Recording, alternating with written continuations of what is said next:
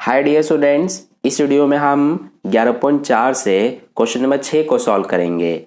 तो देखिए question number 6 में हमसे क्या कहा गया है। एक दूध का टैंक बेलन के आकार का है जिसकी त्रिज्या 1.5 मीटर और लंबाई 7 मीटर है। इस टैंक में भरे जा सकने वाले दूध की मात्रा लीटर में ज्ञात कीजिए। तो देखिए डियर स्टूडेंट्स, जो हमारा दूध का टैंक है वो कुछ इस आकार का है, यानी कि बेलन के आकार का।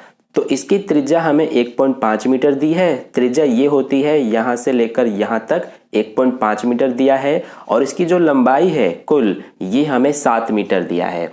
तो हमसे पूछा गया है कि इस टैंक में कुल कितना दूध आ सकता है, यानी कि हमें दूध की मात्रा बतानी है लीटर में। ठीक है, तो देखिए ये हम कैसे बताएंगे। इसके लिए सबसे पहले जो हमें दिया है वो लिख लेते हैं। हमें त्रिज्या दिया हुआ है और इसकी लंबाई दी हुई है, तो इन दोनों को हम सबसे पहले लिख लेते हैं। त्रिज्या यानी कि रेडियस, तो ये हमें दिया हुआ है 1.5 मीटर। इसके अलावा हमें लंबाई भी दिया गया है टैंक की, तो लंबाई कितना दिया हुआ है, ये हमें 7 मीटर दिया है। अब ध्यान दीजिए, जो ये टैंक है बेलन के आकार का, इसकी लंबाई हमें 7 मीटर दी गई है। तो जो बेलन की लंबाई होती है वही उसकी ऊंचाई भी होती है, यानी कि हाइट होती है। तो हम यहाँ पर जो लंबाई है 7 मीटर, इसी को ऊंचाई भी कहते हैं बेलन में। ठीक है, तो इसीलिए हम यहाँ पर ऊंचाई भी लिख लेंगे, यानी कि हाइट। तो ये हमारा 7 मीटर ही है। ठीक है, हमने ऊंचाई क्यों लिखा है, क्योंकि हमें ऊंचाई की जरूरत पड़ेगी इसीलिए। अब देखिए हमें ये बताना है कि इस टैंक में कुल कितना दूध आ सकता है लीटर में। तो ये बताने से पहले सबसे पहले हमें जो ये टैंक है बेलन के आकार का, इसका आयतन निकालना पड़ेगा। ठीक है, तो इसीलिए हम सबसे पहले इस टैंक का आयतन निकालेंगे। तो यहाँ पर हम लिखेंगे कि टैंक का आयतन। तो अब बात आती है कि हम टैंक का आयतन कैसे निकालेंगे। जो हमारा ये टैंक है ये बेलन के आकार का है, तो इसीलिए इसका आयतन निकालने के लिए हम बेलन के आयतन का सूत्र लगाएंगे।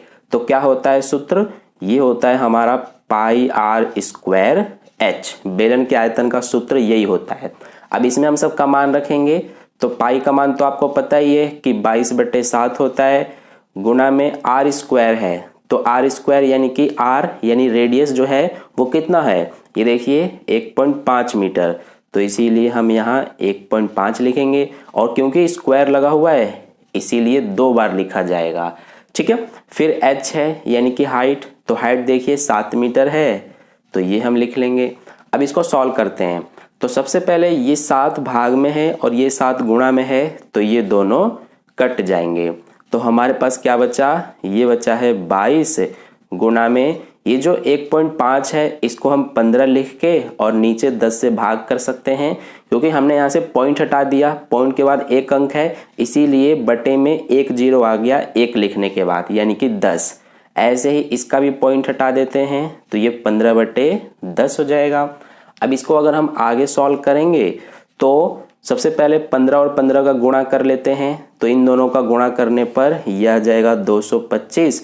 225 का 22 में गुणा कर लेते हैं, तो ये कितना आएगा, 5 दूना 10 का 0 हासिल 1, 2 दूना 4 और 1 5 और ये 4।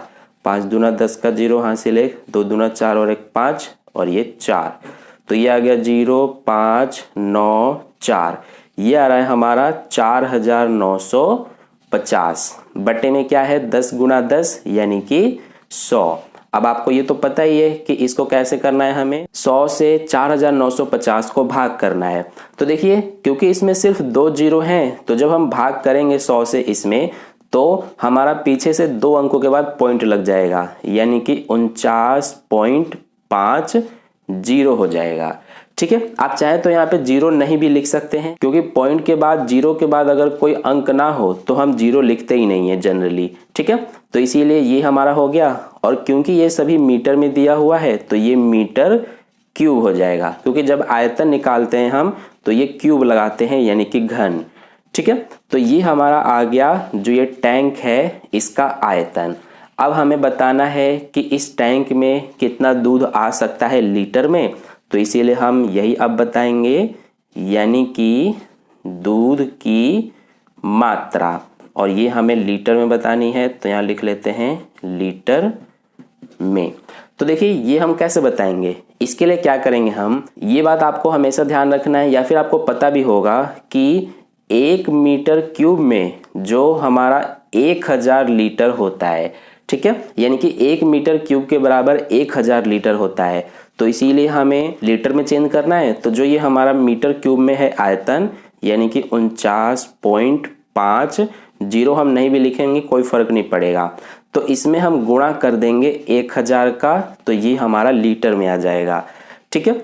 तो ये देखिए, अब अगर हम यहाँ पर 49.5 का 1000 से गुणा करेंगे तो इसमें हमारा क्योंकि 3 जीरो हैं, तो जो ये पॉइंट है ये 3 अंक शिफ्ट हो जाएगा, ठीक है, यानी कि 3 अंकों के बाद शिफ्ट हो जाएगा। तो ये हो गया 49 और ये 5, यहाँ तक शिफ्ट हो गया 1 अंक, और 2 अंक चाहिए तो हम 2 जीरो लगा देंगे। तो ये हमारा 49,500 लीटर यही आंसर है। यानी कि जो ये टैंक है इसमें कितना दूध आ सकता है, ये हमारा 49,500 लीटर, ठीक है, यानी कि यही आंसर है।